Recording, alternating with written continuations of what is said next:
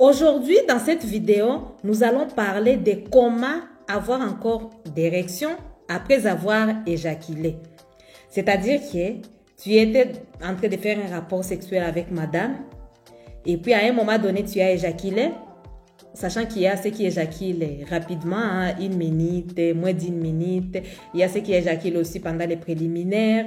Il y a ceux qui éjaculent aussi alors que madame n'est pas encore satisfaite. Il y a ceux qui éjaculent alors qu'elles-mêmes ne sont pas encore satisfaits. L'éjaculation, c'est l'homme qui doit savoir comment les gérer. Et cette gestion-là, c'est quelque chose qui s'apprend. Et je suis en train de prévoir une formation là-dessus, comment gérer l'éjaculation. Maintenant, j'ai énormément, beaucoup de personnes qui m'ont posé la question, Laetitia, comment avoir encore l'érection après avoir éjaculé, parce que voilà, ça m'arrive d'éjaculer alors que je ne voulais pas, alors que madame ne voulait pas. Raison pour laquelle aujourd'hui, j'ai décidé de faire cette vidéo, de partager avec vous, mon équipe, cette vidéo. Elle est faite pour les hommes et les femmes mariés. Parce que oui, pendant les rapports sexuels, c'est une équipe. C'est une équipe, madame et messieurs, qui sont en train de jouer, de jouer au match, quoi. Ce n'est pas une seule personne. C'est pour ça que vous devez être vous deux là-bas.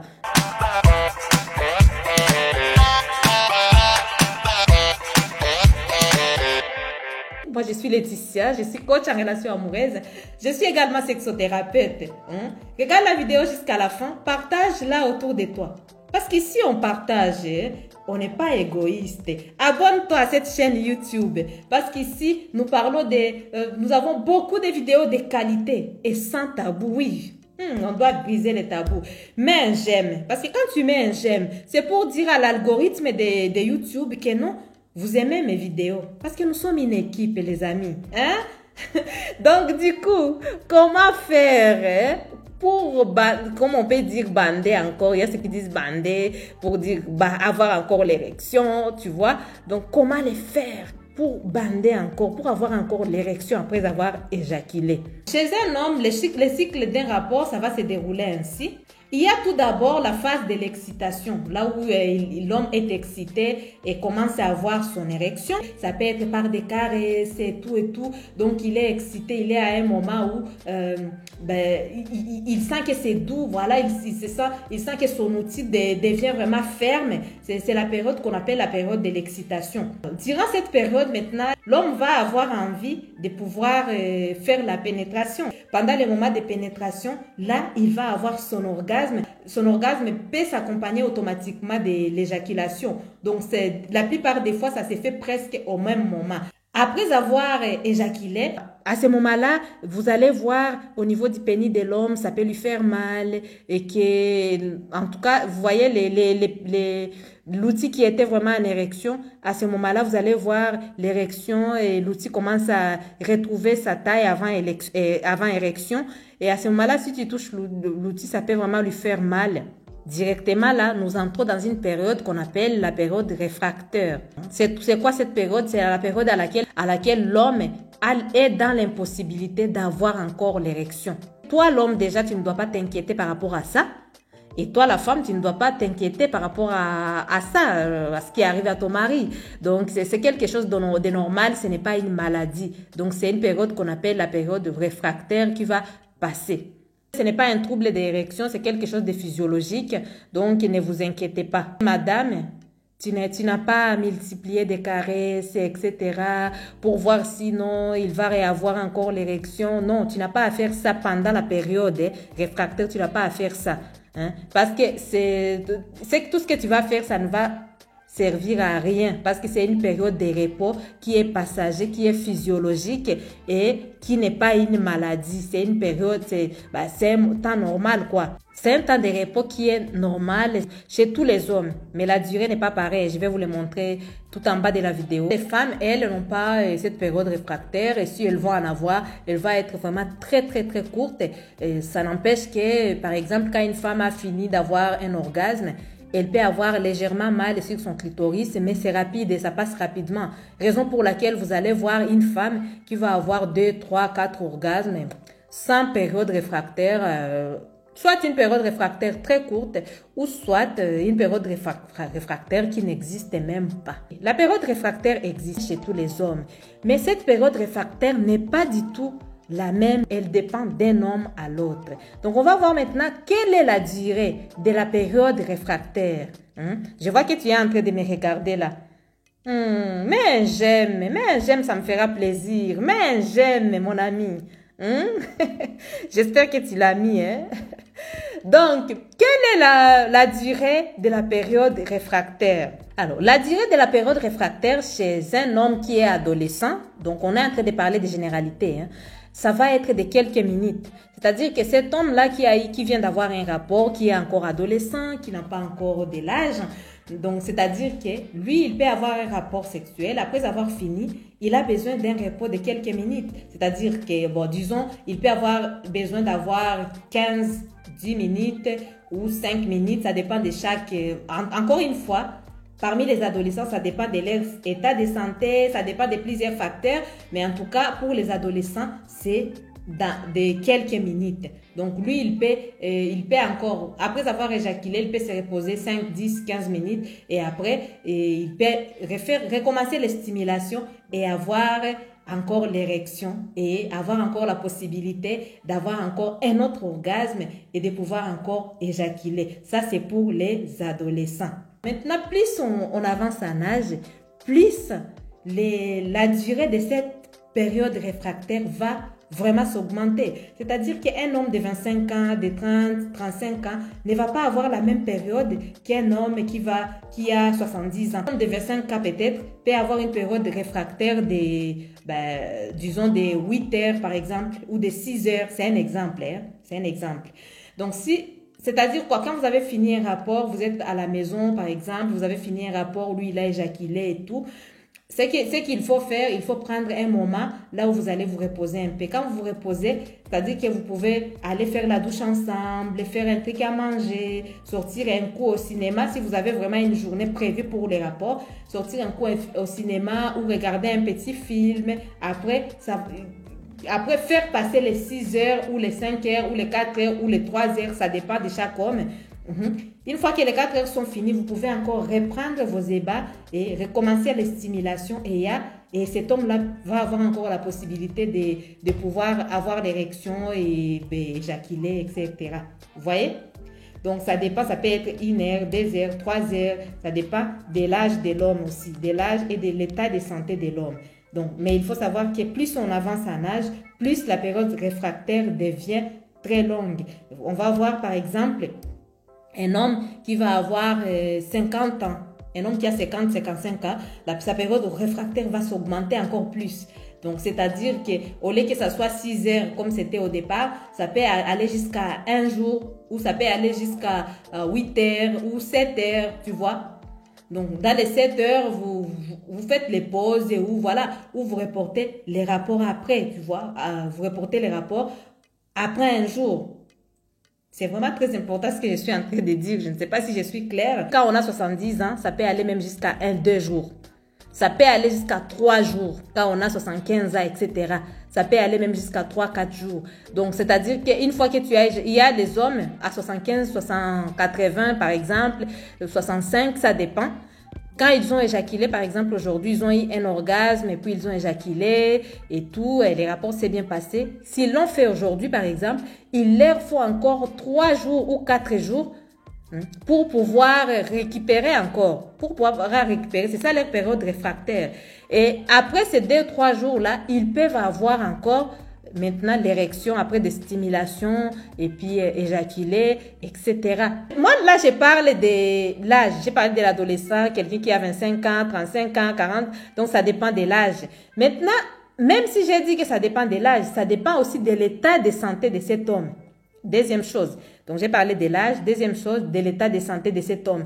Un homme qui est déjà malade, qui a déjà une telle ou telle autre maladie, même si cet homme a 20 ans, 25, 20, 26 ans, ça peut arriver que lui aussi ait la période réfractaire qui soit de 2 jours, 3 jours, ou qui soit de 5 jours, ou qui soit de... Tu vois un peu?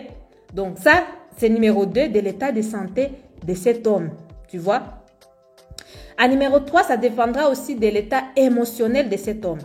des fois, il y a un homme qui est fatigué, il vient du boulot, il est fatigué, donc tout l'a énervé là-bas, donc son état d'esprit n'est pas bon. Ce n'est pas parce il a 25 ans que sa période réfractaire doit être courte comme d'habitude. Peut-être que sa période réfractaire d'habitude, elle est des 6 heures du temps. Mais ce jour-là, sa période réfractaire peut être de 2 jours, de 1 jour. Pourquoi? Parce qu'au niveau psychologique, il était inquiet, il n'était pas bien psychologiquement. Le fait de ne pas être bien psychologiquement, ça peut aussi allonger la période réfractaire. J'espère que c'est clair. Donc, une autre chose, 3 ou 4, je ne sais pas, dites-moi 3 ou 4. Mettez les j'aime, abonnez-vous si vous n'êtes pas encore abonné. Donc, une autre chose, ça peut être, par exemple, si vous êtes en conflit dans votre couple, les couples, vous êtes en conflit, le couple ne va pas bien, donc il y a vraiment vous n'êtes pas bien ensemble, en fait, il y a tout le temps des conflits entre vous. Ça aussi, ça peut augmenter la période réfractaire. Il y a aussi l'alimentation. Oui, messieurs, l'alimentation.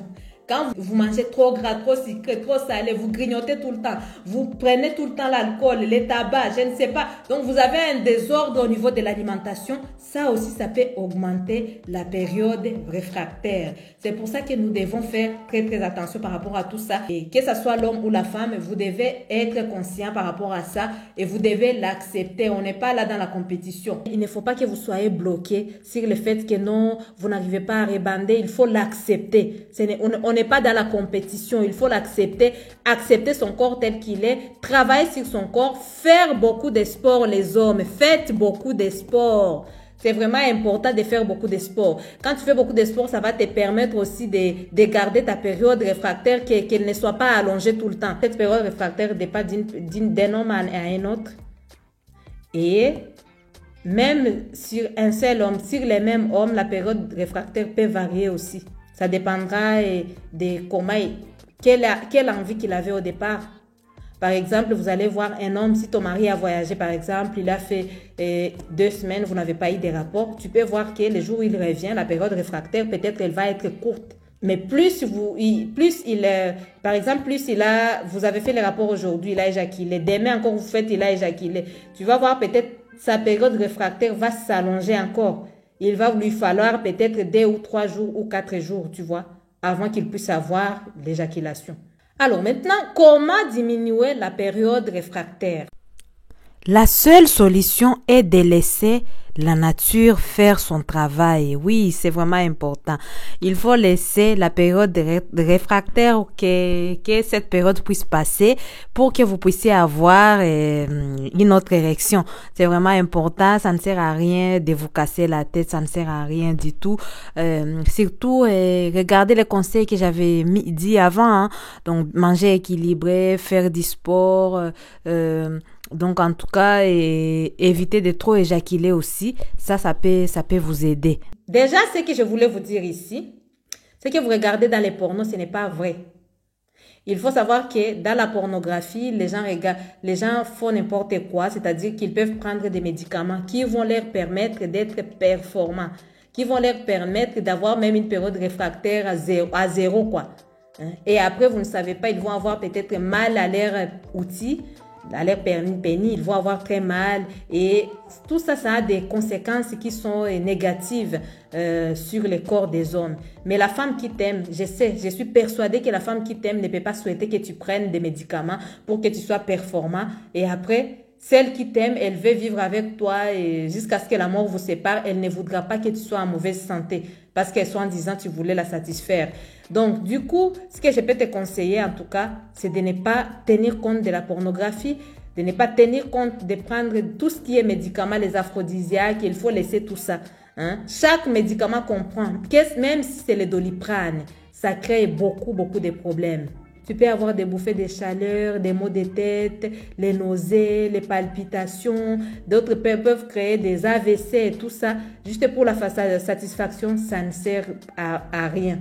Maintenant, ce que je vais vous conseiller, chers hommes et femmes, couple, quoi.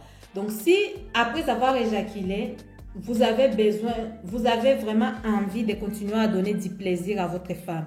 Vous avez envie, parce que peut-être votre femme n'était pas encore satisfaite. Au départ, ce qui est important, c'est de commencer par votre femme. Si vous avez le temps, bon, il y a des jours où des coups pressés, voilà. Mais en tout cas, quand vous avez un moment qui est long, vous voulez faire bien les rapports, commencez par votre femme pour qu'elle ait son orgasme et sa jouissance.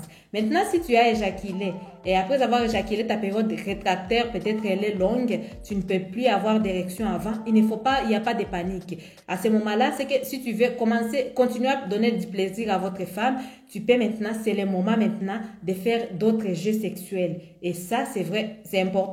Et toi-même, tu peux avoir ces jeux sexuels même si tu n'as plus d'érection. Tu peux commencer par exemple à la toucher, continuer à la toucher. Toucher sa poitrine, toucher la masser, la toucher bien son clitoris. Tu peux commencer à lui faire les cunnilingus, commencer à la doigter par exemple. Tu la doigtes très bien, elle va aimer, elle va apprécier ces moments-là. Si vous avez les sextoys, tu peux commencer à utiliser les sextoys sur elle, lui faire la pénétration avec les sextoys, chose qu'elle va apprécier et toi tu vas apprécier de la voir jouir comme ça. Je dis souvent ici qu'il faut aussi avoir le temps des massages. À ce moment-là, tu utilises ces moments pour lui faire les massages. Et quand tu masses au niveau de son clitoris, masses au niveau de son corps, tu vas voir avec tous ces jeux, les jeux que je viens d'indiquer ici. Tu peux faire un jeu aujourd'hui, un autre demain, un autre après-demain. En tout cas, avec ces jeux-là, ta femme peut être très bien satisfaite. Elle peut avoir la pénétration avec même tes doigts. Elle peut être très bien satisfaite, elle peut jouir. Hein? Il ne faut pas vous fier sur vos outils, il ne faut pas vous fier sur vos pénis. Oh, si vous ne les utilisez pas, oh, non, c'est croire que non, elle va voir que je suis nulle, elle veut voir que je suis ceci, je ne connais rien. Non, c'est toi qui vas te mettre la pression comme ça. Il faut au contraire t'accepter et savoir comment faire ces jeux sur ta femme. Parce que non seulement ta femme sera satisfaite, et toi aussi tu seras satisfait et tu n'auras pas de pression. Les problèmes que vous avez, c'est que vous voulez cacher les choses à vos femmes et puis aller prendre les médicaments qui vont détruire votre santé à l'insu de votre femme. Et ça, ce n'est pas une bonne chose. Donc, il faut savoir lui faire plaisir. Même si vous êtes dans la période réfractaire, hein, c'est vraiment très important. Hein, parce que la sexualité, c'est la diversité de tout ça. La sexualité, ce n'est pas seulement la pénétration avec votre outil. Oui, c'est bien, oui, la pénétration avec votre outil, mais on ne va pas se rendre malade simplement parce qu'on veut montrer à sa femme qu'on connaît. On veut montrer à sa femme qu'on est performant. Non, on n'a pas besoin de ça. On a besoin des hommes qui sont en bonne santé, qui s'acceptent tels qu'ils sont et qui sachent comment faire des recherches, comment stimuler leurs femmes, comment faire plaisir à leurs femmes, même sans pénétration. Et c'est vraiment très important. Dites-moi maintenant ce que vous en pensez en commentaire. Moi, ça me fera plaisir de vous lire. J'aime beaucoup vous lire. J'aime beaucoup lire vos commentaires. Ça me fera vraiment plaisir de vous lire. Donc, je vous fais des gros bisous. Toi qui n'es pas abonné, il faut t'abonner. C'est vraiment important. Tu vas rater beaucoup de choses si tu ne t'abonnes pas. Donc, je vous fais des gros bisous. Je vous dis à très bientôt pour une nouvelle vidéo.